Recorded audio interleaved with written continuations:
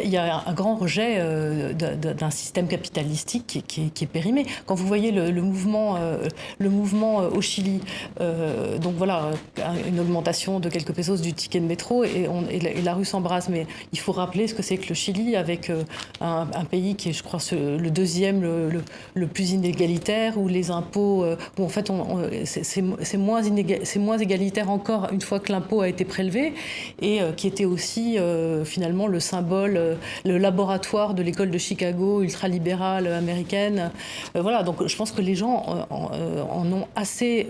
Quand on voit voilà, les Google, les GAFA qui ne payent pas d'impôts, quand on voit tous les diktats du FMI, quand on voit que même les crises qu'on a dénoncées, la crise de 2008 aux États-Unis, et que ça n'a rien changé sur le système bancaire, je pense que le système est à bout de souffle, que tout le monde le perçoit, et qu'il y a maintenant un mouvement qui grandit de la France avec les Gilets jaunes jusqu'au Chili.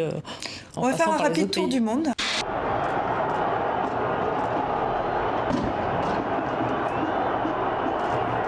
Ici, c'est une génération qui juge. Elle voit qu'elle aura des retraites qui laisseront les gens dans la faim. L'éducation est de faible qualité. Les enfants n'ont pas de futur dans ce pays. Les gens n'ont plus peur.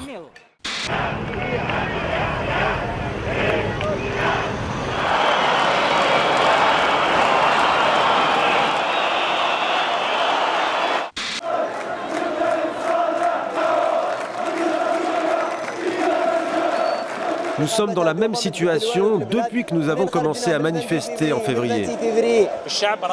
Le peuple demande à avoir une véritable indépendance, pas seulement une image de l'indépendance. Toutes nos revendications ne sont pas économiques.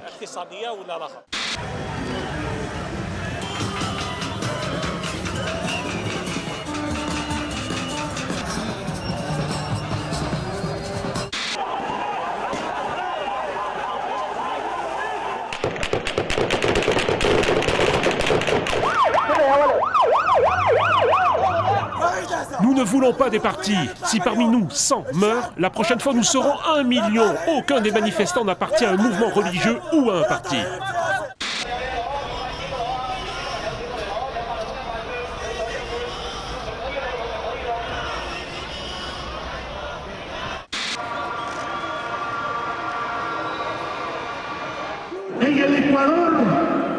En Équateur, on a un gouvernement meurtrier envers son peuple. On a un gouvernement qui s'est donné corps et âme au Fonds monétaire international. Ces mesures économiques ne font que continuer à appauvrir les gens, les masses.